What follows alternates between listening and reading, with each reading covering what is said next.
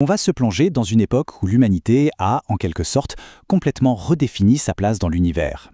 C'est exactement ce qui s'est passé à la Renaissance avec l'humanisme, une véritable révolution de l'esprit. Et aujourd'hui, on va décortiquer ensemble comment cette idée a absolument tout changé. C'est parti. Alors, l'humanisme, c'est quoi au juste? Eh bien, la définition est assez claire. C'est un mouvement qui a voulu remettre l'esprit humain sur le devant de la scène. Il faut imaginer qu'après des siècles où la pensée était complètement dominée par le divin, par le dogme, l'humanisme a fait un truc assez audacieux. Il a tourné les projecteurs vers l'être humain. Sa raison, sa créativité, son potentiel, bref, il a placé au centre de tout. Pour bien saisir l'ampleur de cette transformation, on va suivre un parcours en 5 temps. On va commencer par voir comment les esprits se sont réveillés. Puis, on verra comment l'univers lui-même a semblé s'agrandir. On explorera ensuite la place centrale de l'humain dans l'art, la voix de l'individu en littérature, et pour finir, on regardera l'héritage incroyable que ce mouvement nous a laissé.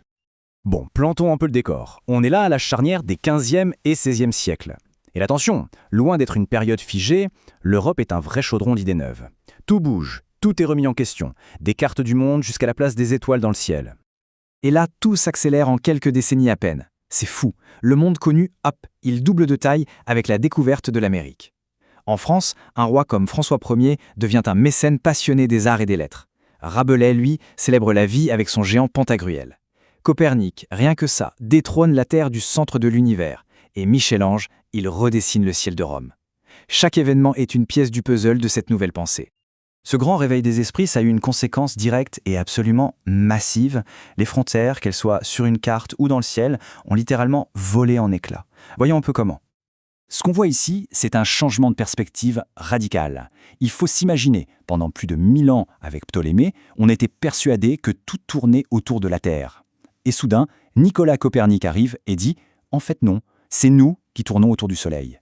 C'est un choc immense, bien sûr, mais c'est aussi une formidable leçon d'humilité et la preuve que l'observation scientifique peut tout changer. Et ce qui se passe dans le ciel, eh bien, ça se reflète sur Terre. Quasiment au même moment, le cartographe Mercator redessine la planète. Et ce n'est pas juste une question technique, non, c'est la même soif humaniste de précision, de compréhension, qui le pousse à cartographier le monde avec une exactitude inédite. Pour la première fois, on peut visualiser la planète dans son ensemble. Les mondes s'élargissent, et avec eux, les esprits. Cette nouvelle confiance en l'humain, elle va bien sûr trouver une expression spectaculaire dans les arts. L'être humain devient, au sens propre, la mesure de toute chose. Qu'est-ce qui rend la Joconde si spéciale? Ce n'est pas juste un portrait. Avant Vinci, on peignait surtout des statuts sociaux, des symboles. Mais là, Léonard de Vinci, il essaie de capturer quelque chose de bien plus insaisissable. Une pensée, une émotion, la psychologie complexe d'un individu. Le monde intérieur devient le vrai sujet de l'œuvre d'art. Et cette fresque de Raphaël, elle est incroyable. L'école d'Athènes, ce n'est pas une scène biblique, c'est un hommage vibrant aux philosophes de l'Antiquité grecque. C'est une célébration de la raison, du débat, de la recherche intellectuelle. En gros, l'artiste place les plus grands penseurs de l'humanité en plein cœur du Vatican. Quel symbole! Avec Botticelli, on assiste à la redécouverte de la mythologie gréco-romaine. Le printemps, c'est une véritable ode à la beauté, à la nature. C'est un retour aux sources antiques, un geste typiquement humaniste pour se libérer des thèmes purement religieux et pour mieux célébrer l'humain dans son corps, ici et maintenant. Cette recherche d'harmonie, on la retrouve aussi dans la pierre. Que ce soit dans les châteaux, comme Azay-le-Rideau, ou les hôtels particuliers, on retrouve les mêmes idéaux. La symétrie, l'équilibre, des proportions claires. L'architecture n'est plus seulement faite pour impressionner ou pour la gloire de Dieu, elle est aussi conçue pour le confort et le bien-être de la personne qui y vit. C'est ça, une architecture à échelle humaine. Allez, on passe maintenant à la littérature.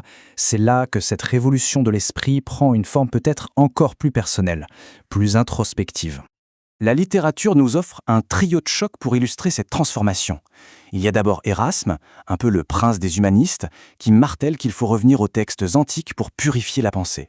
Ensuite, on a Rabelais, qui, avec la démesure de ses géants, exprime une soif de connaissance et une joie de vivre explosive. Et enfin, il y a Montaigne. Lui, il fait quelque chose de totalement inédit. Il invente l'essai, un genre littéraire dont le seul et unique but est de s'explorer soi-même. Pour la première fois, le moi et ses pensées les plus intimes deviennent le sujet d'étude le plus fascinant qui soit.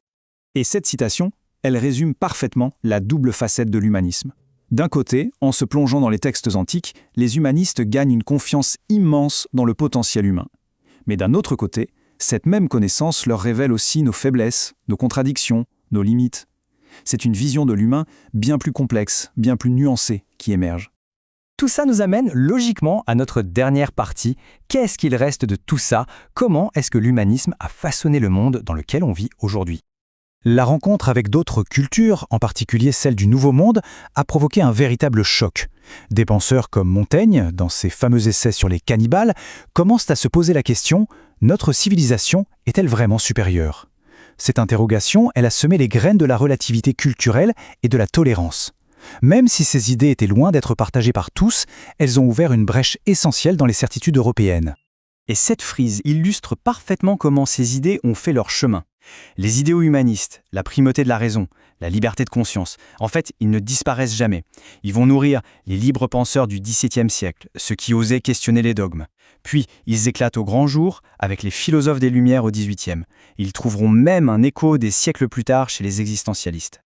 Donc, en résumé, l'humanisme, ce n'était pas juste un mouvement artistique ou littéraire. Non, c'était une véritable lame de fond qui a tout redéfini. La science, l'art, la religion, la politique. C'est une nouvelle façon de voir l'humain et sa place dans le monde qui est née à ce moment-là. Et on en est encore aujourd'hui les héritiers directs. La grande révolution humaniste a été de placer l'humain au centre.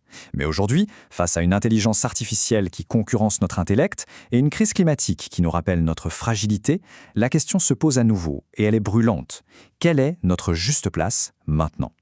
C'est peut-être ça l'héritage le plus vivant de l'humanisme. Nous forcer à toujours nous interroger.